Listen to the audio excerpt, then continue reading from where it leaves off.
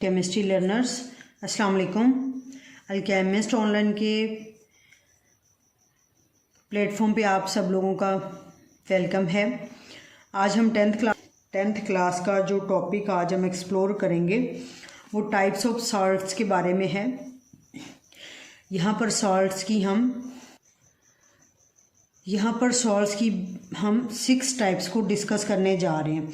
इन types को गौर से समझना है क्योंकि एक बार इसका लॉन्ग क्वेश्चन आया था, इसको पेपर में कुछ नहीं आता तो इसको स्किप कर दिया जाता है, जबकि ये क्वेश्चन इम्पॉर्टेंट है। इसमें से शॉर्ट भी बनते हैं और लॉन्ग भी आता है। लॉन्ग में आएगा तो पूरी टाइप्स आएंगी, या फिर ऐसे हो सकता है कि कोई सी 3 टाइप्स के बारे में आपको पूछा जाए। तो इसलिए इसको समझ कर याद करें, क्योंकि थोड़ा रूखा फीका सा क्वेश्चन है, ये इतनी आसानी से आपको याद नहीं होगा। लेकिन अगर ये चीज़ें समझ लेंगे तो फिर याद करना बहुत आसान हो जाएगा। तो सबसे पहली टाइप है normal salts. Normal salts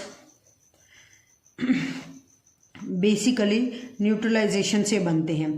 neutralisation में क्या होता है कि एसिड बेस रिएक्ट करते हैं और एसिड का आयन बेस के आयन के साथ मिलके सॉल्ट बना देता है। लेकिन अगर इसकी डेफिनेशन की बात करें तो इसमें ये होता है कि total replacement of ionizable hydrogen ion of an acid by metal ion. इसमें क्या होता है, एसिड और बेस रिएक्ट कर रहे होते हैं और वो कह रहा है कि एसिड के जितने भी हाइड्रोजन आयन हैं वो सारे के सारे रिप्लेस हो जाएंगे मेटल से जो बेस में पाई जाएगी। और ये सॉल्ट्स जो होते हैं इस तरह से ये सॉल्ट्स बनते हैं, इनको नॉर्मल सॉल्ट्स बोला जाता है। नॉर्मल होते हैं तो ये अगर लिटमस सॉल्यूशन इन पर यूज़ किया जाता है तो उसमें ये न्यूट्रल आते हैं, यानी कि ना ये एसिडिक होते हैं ना ही बेसिक होते हैं। इसकी कुछ एग्जांपल्स देखते हैं। हाइड्रोक्लोरिक एसिड है, पोटाशियम हाइड्रोक्साइड ये एसिड है। पोटाशियम हाइड्रोक्साइड बेस के साथ रिएक्शन करेगा और इससे पोटाशियम क्लोराइड ये एक सॉल्ट बनता है और साथ में वाटर बनता है। ये न्यूट्रलाइजेशन रिएक्शन कहलाता है। अब इसमें देखें ये रिएक्शन कैसे हुआ। बेस का मेटल एसिड के नेगेटिव आयन के साथ मिलके सॉल्ट बना देता है। KCl पोटाशियम क्लोराइड सॉल्ट है, पीछे बच जाता है H और OH। H एंड OH पानी के तौर पे कंबाइन हो जाते हैं और इस तरह से पानी बन जाता है। अगली एग्जांपल यहाँ पर दी हुई है फास्फोरिक एसिड और सोडियम हाइड्रोक्साइड की। इसमें H3PO4 एक एसिड है, NaOH एक बेस है। यहाँ पर एसिड का 1 मोल है, बेस के 3 मोल है। अब ये बात समझनी है। अब यहाँ पर जो सॉल्ट बनेगा वो कैसे बनेगा। यहाँ पर देखिए सोडियम जो है ये मेटल है और इसके यहाँ पर इस मेटल का नंबर 3 है। तो मेटल का हम रिएक्शन करवाते हैं एसिड के नेगेटिव आयन के साथ, यानी कि इसका रिएक्शन फॉस्फेट से होगा। ये फॉस्फेट से कंबाइन करेगा, लेकिन यहाँ पर 3 सोडियम है तो इसको हम फार्मूले में ऐसे लिखेंगे Na3PO4। ये 3 यहाँ पर आ जाएगा क्योंकि यहाँ पर बनने वाले जो आयन्स हैं उनकी टोटल तादाद 3 हो जाती है। तो ये जो सॉल्ट बनता है Na3PO4 सोडियम फॉस्फेट बोलते हैं इसे। और साथ ही साथ अब पीछे हमारे पास पानी बनता है, वो कैसे, यहाँ पर देखें तो 3 हाइड्रोजन बच गए हैं और ये 3 इस पूरे फार्मूले के साथ है। तो इट मीन्स कि यहाँ पर हाइड्रोक्साइड आयन भी 3 होंगे। अब 3 हाइड्रोक्साइड आयन, जब एक हाइड्रोक्साइड आयन मिलता है तो एक पानी का मॉलिक्यूल बनता है। अब यहाँ पर 3 मिल रहे हैं तो इट मीन्स कि पानी के 3 मॉलिक्यूल बनेंगे। अगली एग्जांपल इस तरह से है, नाइट्रिक एसिड है, ये अमोनियम हाइड्रोक्साइड के साथ रिएक्शन करता है। तो यहाँ पर अब मेटल नहीं है, लेकिन जो पॉजिटिव आयन है वो अमोनियम आयन है। तो इससे ये बात साबित होती है कि जो नॉर्मल सॉल्ट्स हैं ये मेटल अगर होगी तब भी बनेंगे, अगर किसी बेस के अंदर मेटल नहीं है तब भी बन सकते हैं कि जो बेस का पॉजिटिव आयन होगा वो एसिड के नेगेटिव आयन के साथ कंबाइन कर जाएगा। में पॉजिटिव आयन हम पहले लिखते हैं अमोनियम नाइट्रेट NH4NO3 और पीछे बच जाता है HOH जो पानी बन जाता है। इस तरह से ये रिएक्शन है। इसमें से कोई से 2 कर लें तब भी ठीक है, लेकिन अगर आप बेस्ट करना चाहते हैं तो तीनों ही कर लें। एसिडिक सॉल्ट देखते हैं कि क्या होते हैं। एसिडिक सॉल्ट बनते हैं formed by partial replacement of H ions of an acid bye positive metal ion. इसमें क्या होगा, इसमें वो कह रहा है कि ये तब बनते हैं जब एसिड का हाइड्रोजन आयन की पार्शियल रिप्लेसमेंट होती है, यानी एसिड के सारे हाइड्रोजन आयन को रिप्लेस नहीं किया जाता, कुछ साल्ट के अंदर हाइड्रोजन आयन बच जाते हैं, जिसकी वजह से उस साल्ट को हम एसिडिक साल्ट बोलते हैं। इसको एक एग्जांपल या रिएक्शन की सूरत में देखते हैं, समझते हैं। यहाँ पर सल्फ्यूरिक एसिड है H2SO4, ये बेस के साथ रिएक्शन कर रहा है KOH के साथ। जब ये रिएक्शन करेगा तो K का बेसिकली होना तो ये चाहिए ना कि K सल्फेट के साथ रिएक्शन करके पोटाशियम सल्फेट बनाए, लेकिन जो बेस होती है ना ये इतनी ज़्यादा स्ट्रॉन्ग नहीं है, पोटाशियम हाइड्रोक्साइड ज़्यादा स्ट्रॉन्ग बेस नहीं है, तो ये इतना फास्ट रिएक्शन नहीं करवा सकती कि एकदम से ही सारे हाइड्रोजन आयन निकाल दे। तो ये क्या करती है कि इसमें से एक हाइड्रोजन आयन को नॉकआउट कर देती है, एक पड़ा रह जाता है। सल्फ्यूरिक एसिड में से एक H निकल जाता है, OH के साथ मिलकर वो H पानी बना देता है, और जो एक H बच जाता है ना वो इस तरह सॉल्ट के अंदर आ जाता है। जो सॉल्ट बनना था पोटाशियम सल्फेट का, वो सॉल्ट बनता है पोटाशियम बाईसल्फेट, और हाइड्रोजन की मौजूदगी की वजह से इसको हम पोटाशियम बाईसल्फेट बोलते हैं, और ये एसिडिक सॉल्ट है। एसिडिक इसलिए कहेंगे क्योंकि इसके अंदर एसिड का एक हाइड्रोजन अभी भी बच गया है, इसकी मुकम्मल आयनाइजेशन नहीं हुई। ये साल्ट एसिडिक होते हैं तो एसिडिक की ही तरह रिएक्ट करते हैं और ब्लू लिटमस सॉल्यूशन को रेड कर देते हैं। सॉल्यूशन होगा तो भी, पेपर होगा तब भी यही टेस्ट देंगे कि ये ब्लू लिटमस को रेड कर देंगे। अब इन सॉल्ट से अगर हम चाहते हैं कि ये सॉल्ट तो बन गया एसिडिक, इससे हम चाहते हैं कि नॉर्मल सॉल्ट बने, तो फिर ये होता है कि ये जो एसिडिक सॉल्ट बन जाता है इसका दोबारा रिएक्शन करवाया जाता है इसी बेस के साथ, और उससे एक नॉर्मल सॉल्ट और पानी बन जाता है। इसको देखें, ये रिएक्शन ऐसे होता है, पोटाशियम बाईसल्फेट का दोबारा से रिएक्शन करवाया जाता है बेस के साथ ताकि हमें नॉर्मल सॉल्ट मिल सके। उसमें क्या होता है कि ये जो H बचा हुआ है ये OH के साथ मिलके पानी बना देता है, और पीछे बच जाता है K2SO4। ये एक नॉर्मल सॉल्ट है जो हमें इस तरह से मिल जाता है। यानी कि जब एसिडिक सॉल्ट बनेंगे तो आप उनका दोबारा से बेस के साथ रिएक्शन करवा के नॉर्मल सॉल्ट हासिल कर सकते हैं। अब पढ़ते हैं बेसिक सॉल्ट्स को। बेसिक सॉल्ट जो होते हैं, इनकम्प्लीट न्यूट्रलाइजेशन होती है पॉलीहाइड्रोक्सी बेसिस की। इसमें अगर हम सॉल्ट बनाने के लिए ऐसी बेस का इस्तेमाल करें जो पॉलीहाइड्रोक्सी हो। अब पॉलीहाइड्रोक्सी का मतलब ये होता है कि बेस के अंदर एक से ज़्यादा हाइड्रोक्साइड आयंस हैं। अब यहाँ पर देखें AlOH थ्राइस है, 3 हाइड्रोक्साइड आयन है। ये एसिड के साथ रिएक्शन करेगा, हाइड्रोक्लोरिक एसिड के साथ। ये बेस है एल्यूमिनियम हाइड्रोक्साइड, और एक पॉलीहाइड्रोक्सी बेस है। एक से ज़्यादा हाइड्रोक्साइड आयंस इसके अंदर मौजूद हैं, इसलिए इसको पॉलीहाइड्रोक्सी बेस बोलते हैं। ये पॉलीहाइड्रोक्सी बेस जब एसिड के साथ रिएक्शन करेगी, अब यहाँ पर काबिल गौर बात यह है कि जो हाइड्रोक्लोरिक एसिड है ना, ये वीक एसिड है, तो ये इसके सारे हाइड्रोक्साइड आयन को रिप्लेस नहीं कर पाता। पहले एक हाइड्रोक्साइड आयन निकल जाता है, यानी कि पहले आपके पास बनेगा AlOH ट्वाइस, और इसकी जगह पर एक क्लोरीन आ जाएगा, और जो यहाँ से एक H रिमूव होगा वो इस H के साथ मिलकर पानी बना देता है। इसी तरह दूसरी एग्जांपल देखें, लेड हाइड्रोक्साइड है, यहाँ पर भी 2 हाइड्रोक्साइड हैं, इसलिए इसको भी पॉलीहाइड्रोक्सी बेस बोलेंगे। ये बेस जब एसिटिक एसिड के साथ, ये एसिटिक एसिड है CH3COOH, इसके साथ रिएक्शन करती है तो ये भी वीक एसिड है, ये इसके सारे हाइड्रोक्साइड आयन नहीं निकाल पाता। पहले स्टेप में एक ही निकलेगा, OH निकलेगा, और OH की जगह पर ये नेगेटिव आयन आ जाता है CH3COO, और यहाँ का H, इसका एक OH, ये दोनों मिलकर पानी की सूरत में इकट्ठे हो जाते हैं। जिस तरह हमने पीछे पढ़ा कि एसिडिक साल्ट बनने के बाद हम नॉर्मल साल्ट बना सकते हैं उसका दोबारा से रिएक्शन करवा के। इसी तरह से बेसिक सॉल्ट जब बन जाते हैं तो हम इनका दोबारा रिएक्शन करवाते हैं उन्हीं एसिड के साथ, तो फिर हम इससे नॉर्मल सॉल्ट बना सकते हैं 1 या 2 स्टेप में। एल्यूमिनियम हाइड्रोक्साइड ये बना जो सॉल्ट, ये एक बेसिक सॉल्ट है। इसको बेसिक सॉल्ट इसलिए कह रहे हैं क्योंकि इसके अंदर हाइड्रोक्साइड आयन मौजूद है।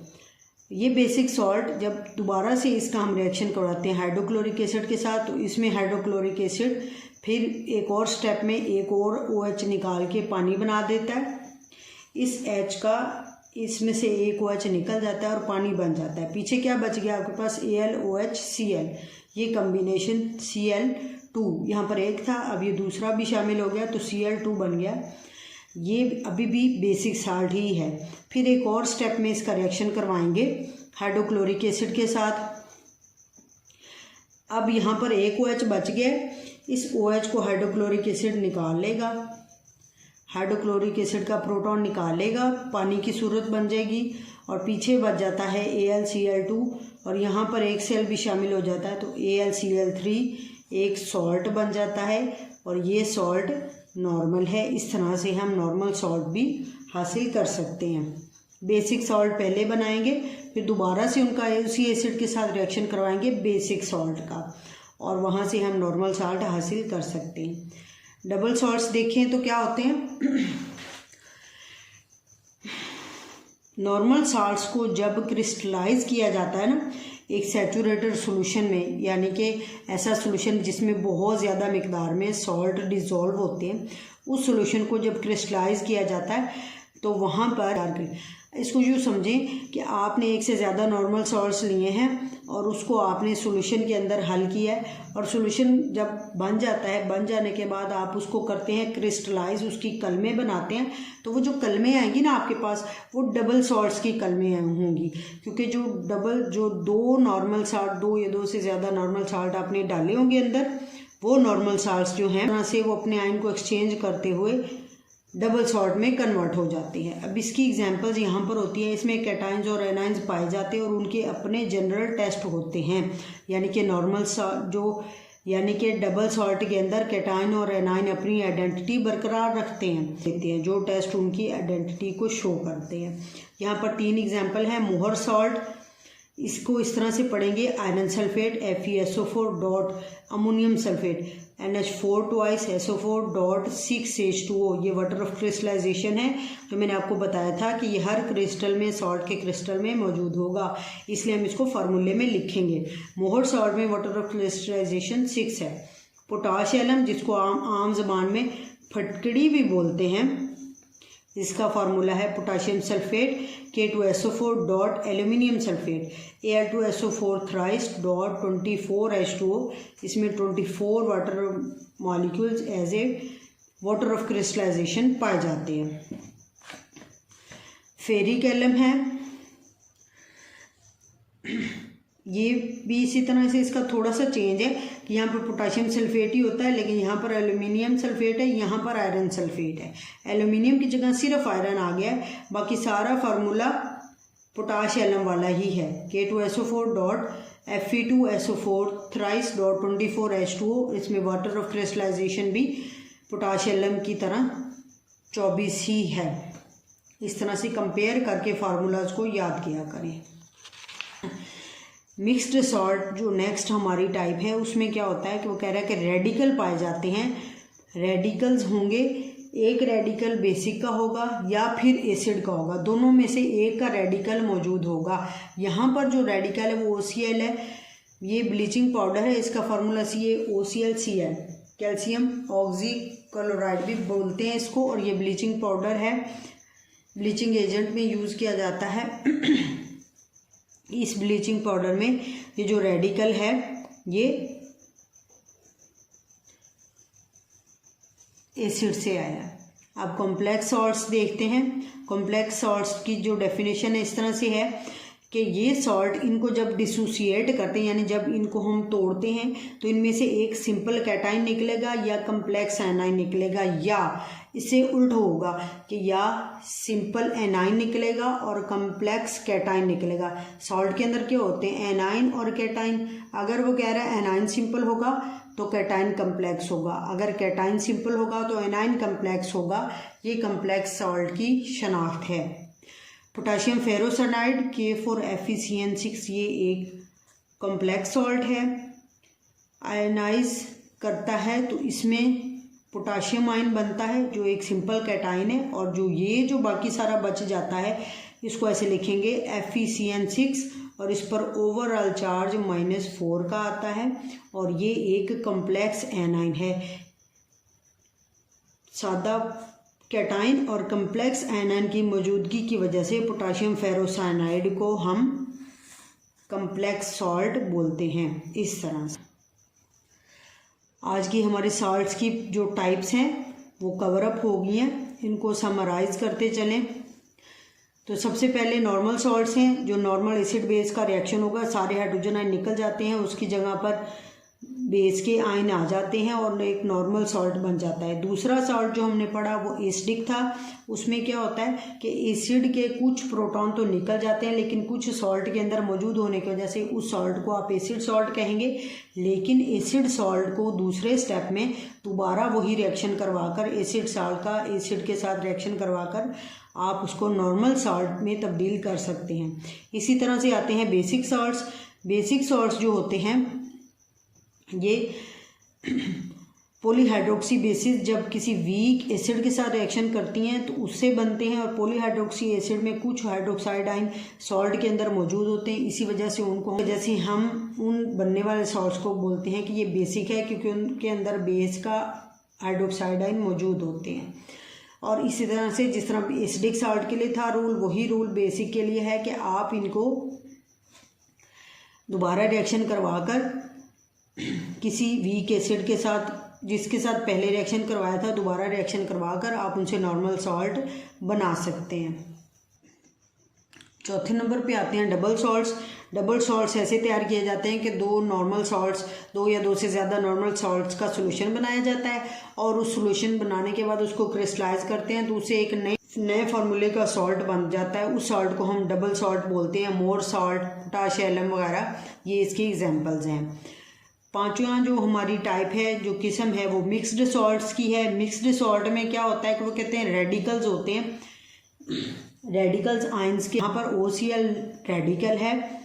मिक्स्ड सॉल्ट तब बनते हैं जब उनके अंदर कोई एक रेडिकल आया वो एसिड से आए या बेस से आए, तो ब्लीचिंग पाउडर एक मिक्स सॉल्ट है, इसकी एग्जांपल ये है। कॉम्प्लेक्स सॉल्ट इस तरह से बनते हैं कि इसके अंदर कैटाइन या एनाइन में से एक आयन सिंपल होगा, दूसरा कम्प्लेक्स होगा। एनाइन सिंपल होगा तो कैटाइन कम्प्लेक्स होगा, कैटाइन सिंपल होगा तो एनाइन कम्प्लेक्स होगा। इस तरह से कम्प्लेक्स सॉल्ट्स बनते हैं। यहाँ पर एग्जांपल भी आपके सामने है, सब चीज़ें क्लियर हैं। फिर भी अगर कोई चीज़ समझ नहीं आती तो लाजमी पूछा करें। मैं आपके कमेंट लाजमी पढ़ती हूँ और कोशिश करती हूँ कि जिस बात कि अगर कोई बात आप पूछें तो मैं उसका सादा अल्फाज में जवाब दे सकूं। आज का लेक्चर वाइंड अप करते हैं। अपना ख़ास ख्याल रखिएगा। अल्लाह हाफिज़।